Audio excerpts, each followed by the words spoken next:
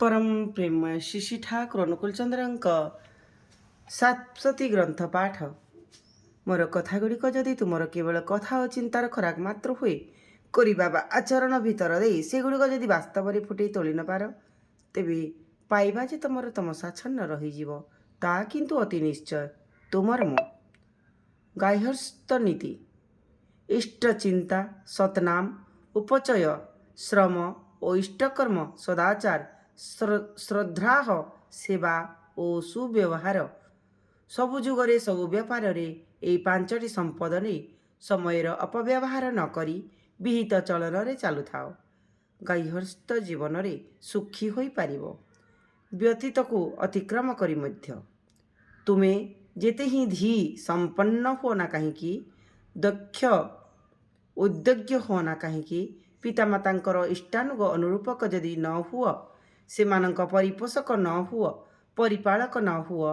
समझदार होई पार किंतु प्रज्ञता तुम ठारू अनेक दूर तथापि आत्मीय स्वजनक ठारू केवल नेबाकू ही हुए से मानंकु देवा बा देवार प्रश्न मनरे उठिबा किपरि पर भाव एपरि युक्तिवाद जो माने से माने रक्तशोषी बादुड़ी न हेले सर्वनाशर प्यादा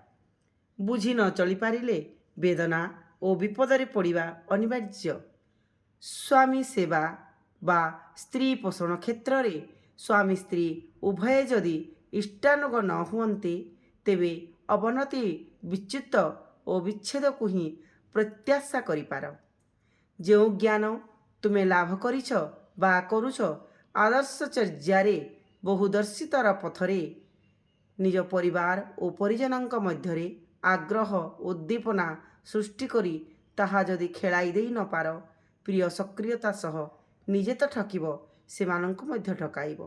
वंचित हेब तुमे ए संगे संगे से माने मध्य एपरिकी तुमर कुष्टि वैशिष्ट्य पाखरु मध्य एपरि विभ्रांति पकाइदेव से मानंकु संहत हेब नाही से माने तुमठारे कौनसी प्रकार रे तेणु पारिवारिक समव्यवहार और सदालोचना आउ प्रत्यहक भाव तार अधिगमन धर्मद प्राणद और पुष्टिद ठीक जान। जय गुरु जय गुरु।